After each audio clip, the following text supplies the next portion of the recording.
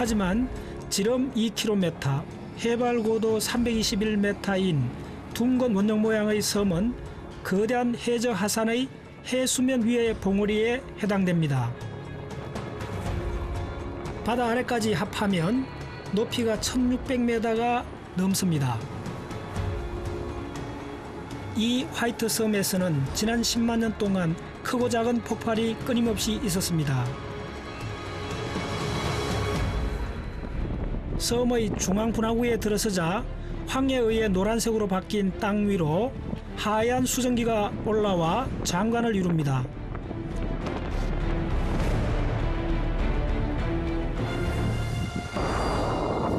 우와.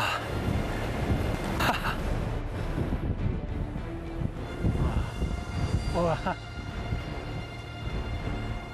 아, 진짜 놀라운데. 네.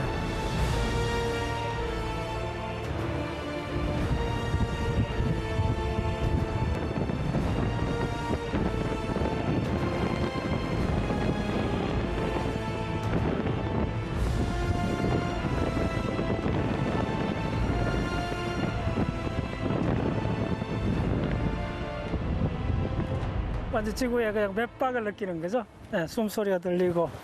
더 놀라운 거는 지금 여기에 거대한 일종의 뭐 칼델라호 비슷하게 이렇게 호수가 되어 있는데 버글버글 끓고 있죠.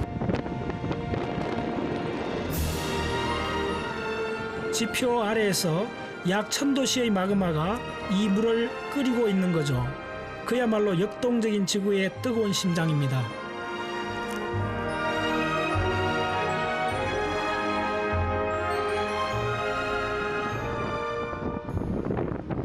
지구의 지각에는 대륙판과 해양판이 있습니다. 대륙판과 대륙판이 충돌할 때 지진이 많고 해양판하고 대륙판이 충돌할 경우 바로 이 지역, 이때는 해양판이 조금 더 무겁기 때문에 대륙판 밑으로 들어갑니다.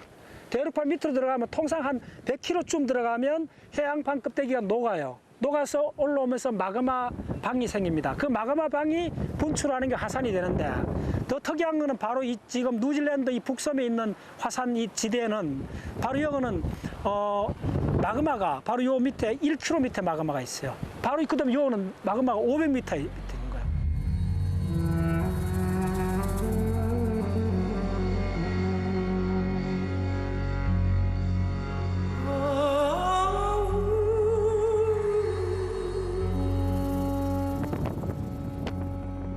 오래전 땅을 뚫고 솟아올랐던 그 마그마는 여전히 또 다른 폭발을 기다리며 거친 기운을 내뿜고 있습니다.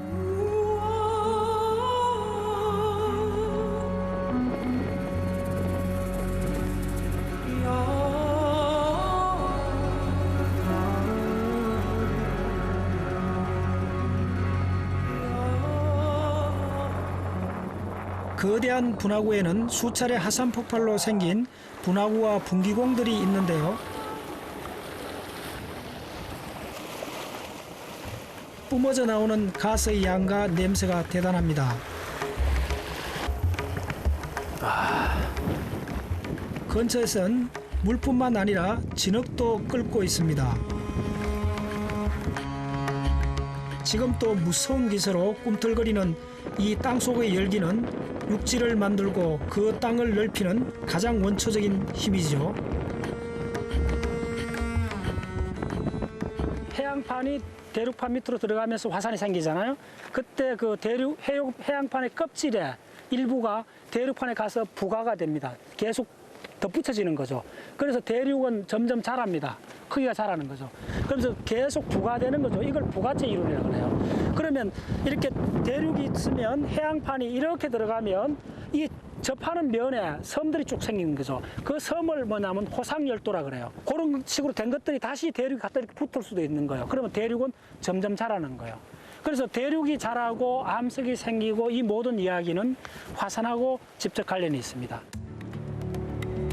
이곳 화산에서 가장 눈길을 끄는 건 바로 이겁니다.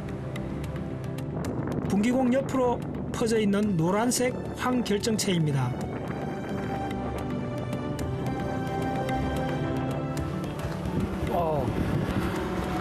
황이 많이 섞인 기체가 심한 냄새를 뿜으며 쏟아져 나옵니다. 이들이 식으면서 실제로 황 함유량이 100%에 가까운 황 결정체를 만들지요.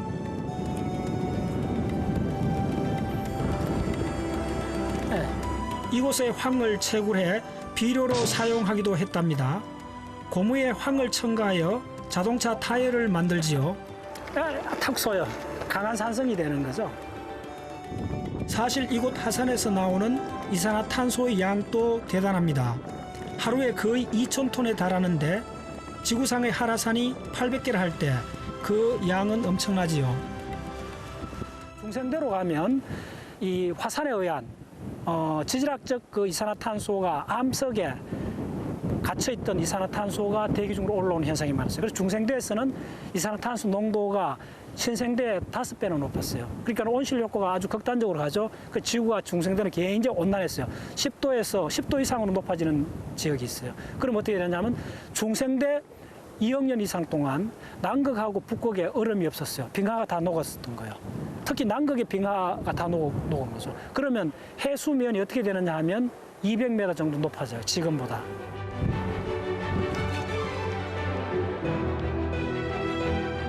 화산 활동은 과거 지질시대나 먼 나라에서 일어나는 특별한 사건이 아닌 지금 우리의 삶과 연결된 자연현상입니다.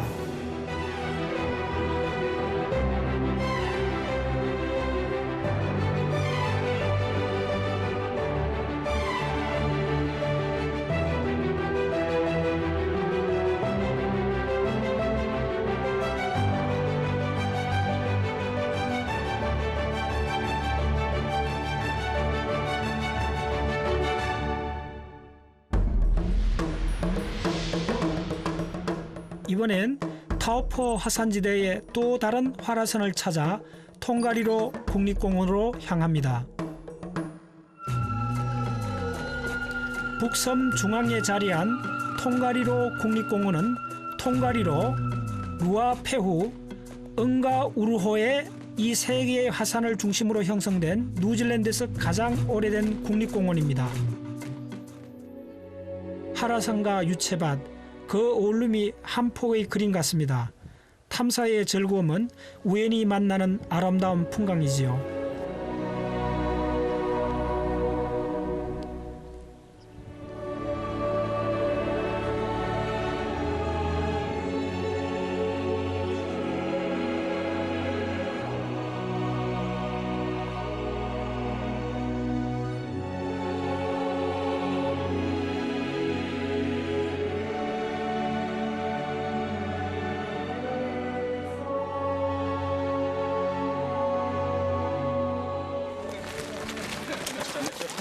다음날 아침 학습 탐사대인 박문호의 자연과학 세상 대원들과 함께 통가리로 트레킹에 나서기로 했습니다.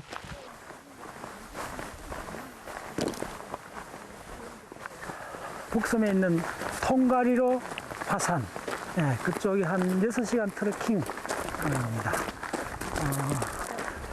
이런 뉴질랜드 사람들 다 이렇게 하면서 해보고 싶어하는 꽤 유명한 트레킹 코스죠, 이게.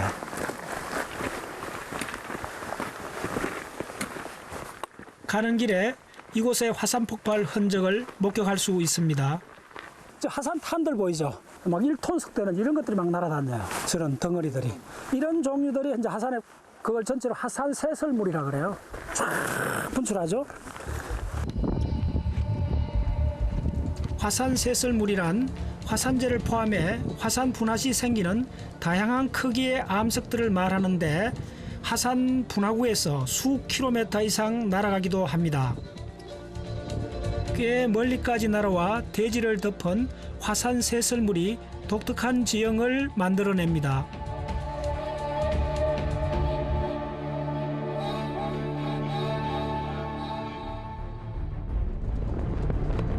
그런데 날씨가 갑자기 급변했습니다. 1000m 이상의 고지로 접어들자 비와 함께 강풍이 불어닥칩니다.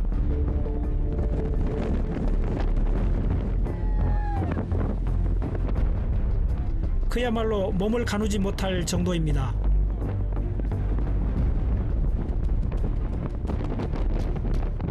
그 바람을 가르며 힘겹게 한 걸음 한 걸음 내딛습니다.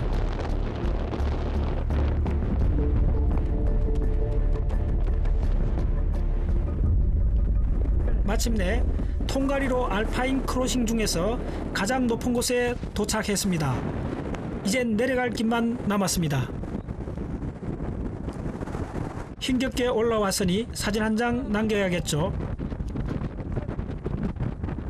자, 빨리 합시다. 11km 남았 11km나. 이런 날씨에서 지체했다간 큰 사고로 이어질 수 있기 때문에 다시 발길을 재촉합니다.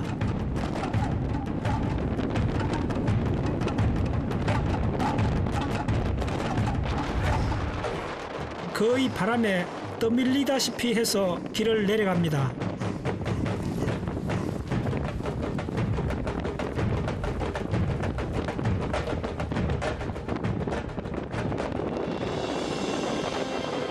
그런데 그때 언제 그랬냐는 듯이 비가 그치고 날이 갭니다.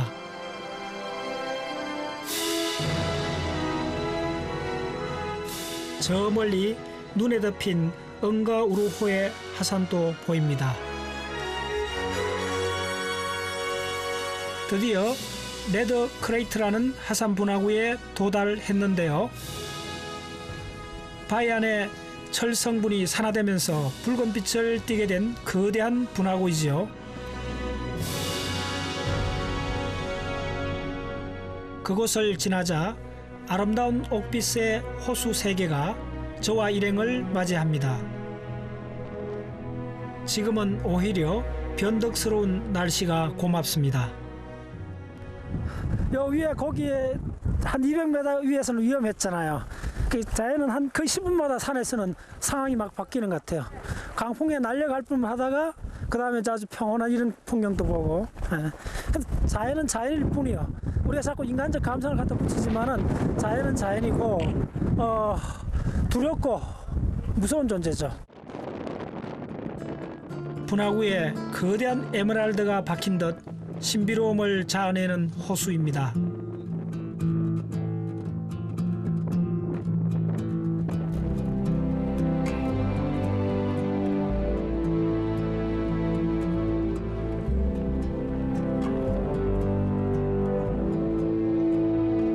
이 풍광 앞에서 저는 할 말을 잃었습니다.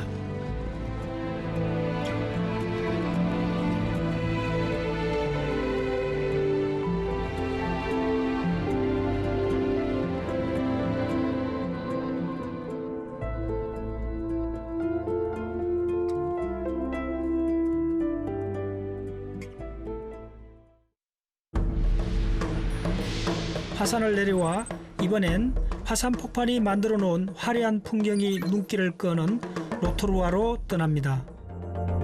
파오포 화산지대에서 활발한 지열 활동을 볼 수 있는 로토루아.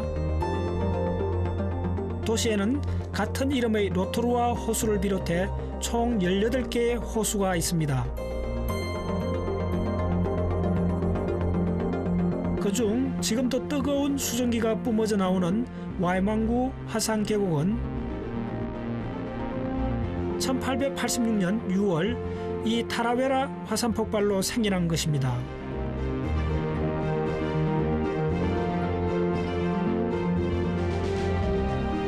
하지만 이곳의 가장 큰 볼거리는 바로 이 형형색색의 지열 온천지대입니다.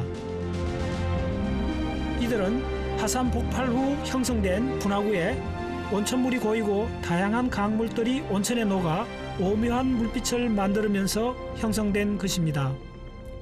이거는 뉴질랜드 북섬에 있는 와이어타프 지열지대라는 겁니다. 그 지열이 막 나는 데이기 때문에 이와처럼 그 온천도 있고 스팀이 많이 보이죠.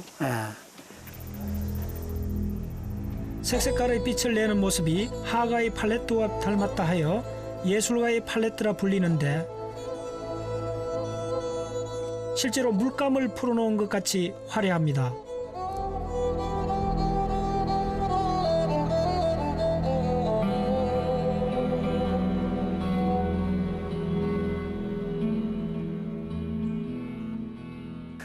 우리 흔히들 지구는 살아있다 그런 이야기 하죠. 그게 단순한 문학적 표현이 아니고 과학적 사실입니다. 지구 껍질이 살아서 움직여서 마그마가 생기고 그 마그마가 암석이 되고 그 마그마 작용에 의해 갖고 형성된 지각, 이것이 끊임없이 이합집산을 한 살아있는 생명체처럼 끊임없이 움직인다는 거예요. 예. 그 과정에서 지구의 여러 가지 생명 활동들이 그걸 배경으로 일어나고 있습니다. 실제로 이 온천에는 여러 색을 내는 광물들과 고열에 견디는 박테리아들이 살고 있습니다. 40여 년 초기 지구는 상당히 지금보다 더웠던 거죠. 예. 그런 관점에서 그때 생명체가 존재한다면 열에 저항할 수 있는 고열 세균이 되는 거죠. 그런 세균이 발견됐어요. 온천지대에서. 예. 그와 동시에 그 초기 지구의 그 바다는 굉장히 작다고 보고 있어요. 그 아주 염도가 높은 그런 환경 속에서도 생존하는 박테리아, 고염 세균. 그래서 고열 세균하고 고염 세균이 새로운 생물의 문을 만든 거죠. 그래서 그걸 뭐냐 하면 고세균, 오래된 세균이다 그러죠. 그래서 우리가 이런 아주 뜨거운 환경, 이런 데서 이제 지구 초기의 생명 현상을 생각해 볼 수 있죠. 지열지대의 이 온천 속에는 생명의 역사가 살아 있습니다.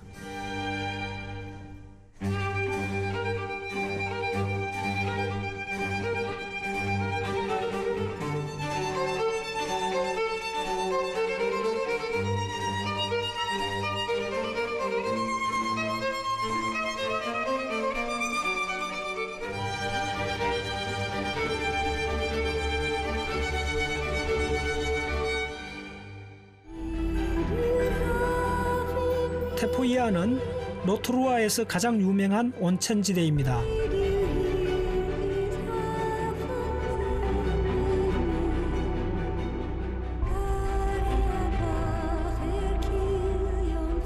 (500개가) 넘는 이곳의 온천 중엔 특별한 것이 있습니다. 바로 포우투 간헐천입니다. 이어서 가장 분출이 높을 때는 거의 30m까지 올라간대요. 울퉁불퉁한 지표면 곳곳에서 뜨거운 김을 내뿜고 있는데요. 과연 포우투 간헐천의 위력이 어떨지 궁금합니다.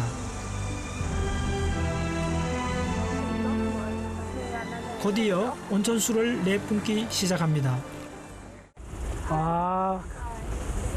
물질이 쫙 올라가네. 지구의 저 깊은 곳에서 내뿜는 생명의 숨결.